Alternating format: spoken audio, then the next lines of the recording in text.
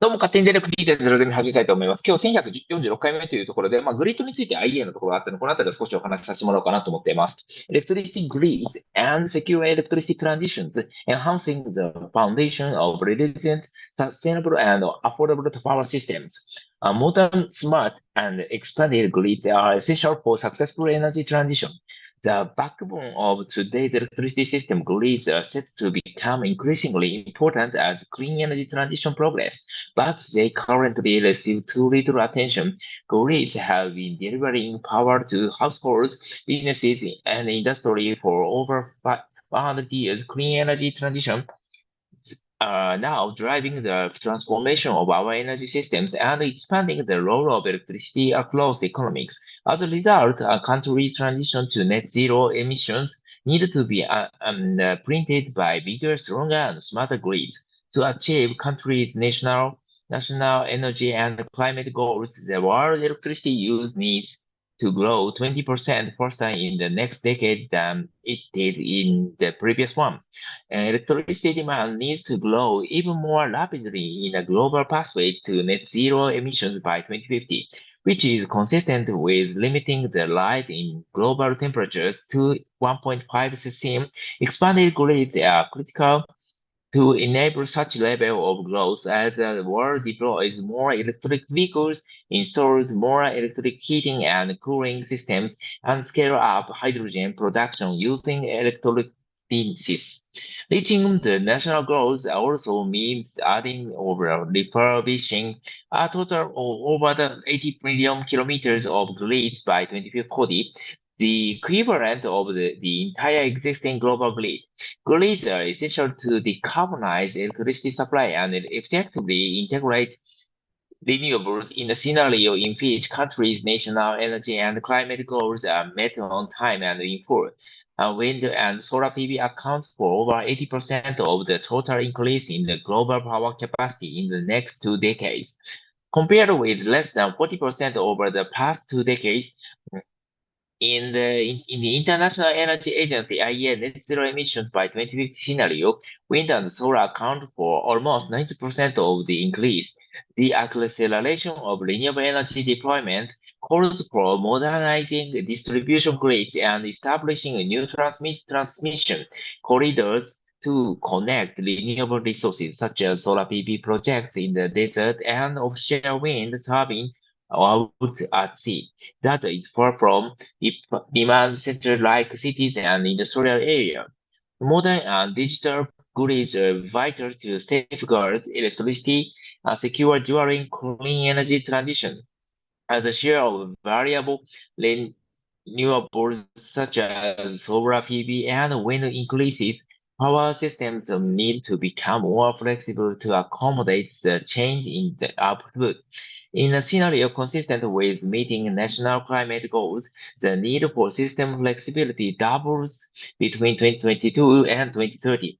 Grids needs to both operate in new ways and leverage the benefit of distributed resources such as rooftop solar and all sources of flexibility. This includes deploying grid-enhancing technologies and unlocking the potential of demand response and energy storage through digitalization.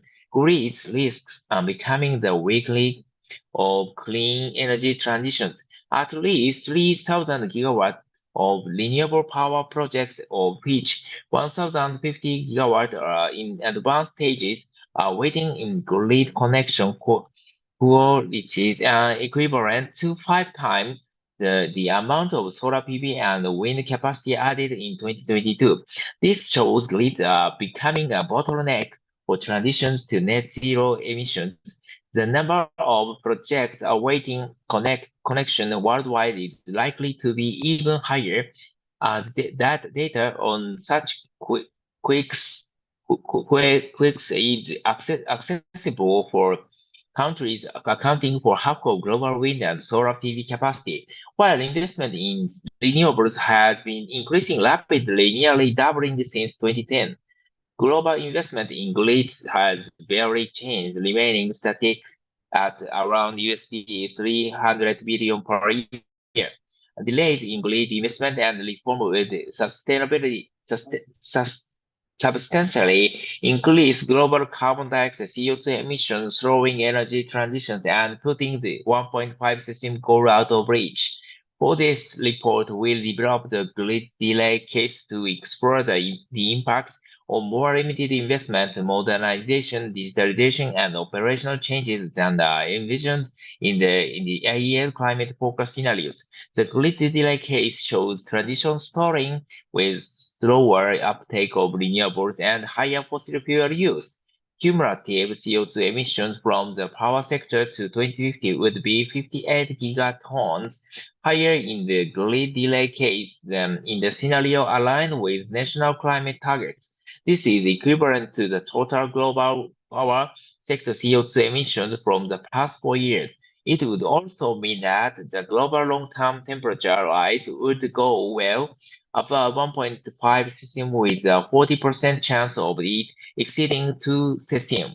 At a time of fragile natural gas markets and concerns about gas supply security, failing to build out grids increases countries' reliance on gas. In the grid delay case, global gas imports are over 80 per billion cubic meters BCM are years higher after 2030 than in the scenario aligned with national climate targets, and coal imports nearly 50 million tons higher. Delayed grid development also increases the risk that economically damaging outage would multiply. Today, such outages also already cost around USD 100 billion a year or 0.1% of global GDP. Action to today can secure grids for the future.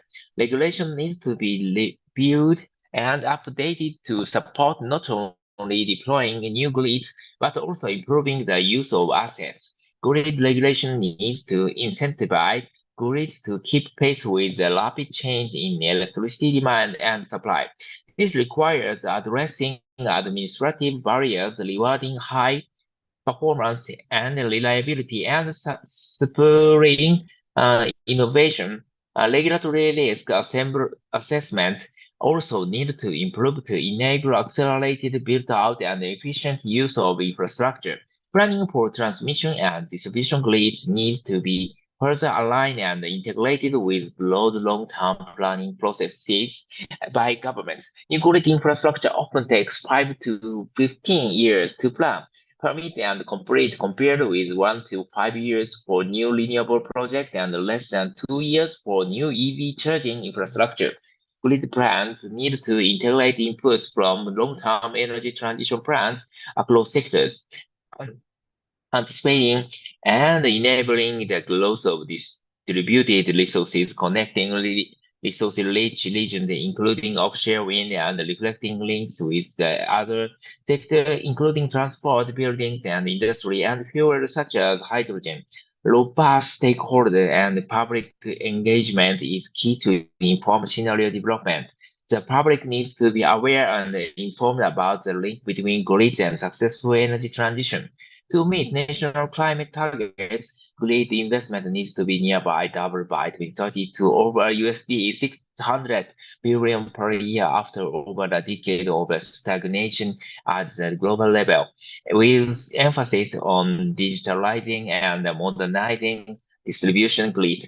Concerningly, emerging and developing economies, excluding China, have seen a decline in grid investment in recent years despite robust electricity demand growth and energy access needs. Advanced economies have been steady growth in grid investment, but the pace needs to step up to enable rapid clean energy transitions. Investment continues to rise in all regions by beyond 2030. Building out grids requires secure supply chain and skilled workforce. Governments can support the expansion of supply chain by creating firm and transparent project pipeline and by standardizing procurement and technical installation. They also need to build in future flexibility by ensuring interoperability of all the different elements of the system. There is also a significant need for skilled professionals across the entire supply chain, as well as at operators and regulatory institutions. It will be essential to build out a pipeline of talent, ensure digital skills are integrated into power industry curricula, and manage the impact of the energy transition and increase automation on the worker through skilling and on-the-job training. And the most important barrier to grid development differ by region. The financial health of utilities is a central challenge in some countries, including India, Indonesia, and Korea, while access to finance and high cost of capital are key barriers in many emerging markets and developing economies, particularly in sub-Saharan Africa. Financial barriers can be addressed by improving the way grid companies are remunerate and deriving targeted grid funding and increasing cost transparency. For other jurisdictions, such as Europe, the United States, Chile, and Japan, the strongest barrier related to public acceptance of new projects and the need for regulatory reform. Here, policymakers can speed up progress on grids by enhancing planning, ensuring regulatory risk assessment, allow for anticipatory investment, and streamlining administrative processes. That's all.